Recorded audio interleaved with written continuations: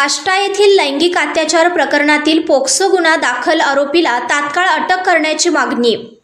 दलित समाज विकास परिषदेचे जिल्हा पोलीस प्रमुखांना निवेदन। सांगली जिल्ह्यातील आष्टा येथील अल्पवयीन मुलीवर लैंगिक अत्याचार प्रकरणी पोक्सो कायद्यानुसार गुन्हा दाखल करण्यात आला आहे, पण अद्याप आरोपीला अटक करण्यात आली नसून त्यासाठी सांगली जिल्हा पोलीस प्रमुख कार्यालयास दलित समाज विकास परिषदेच्या वतीने निवेदन देऊन चर्चा करण्यात आली।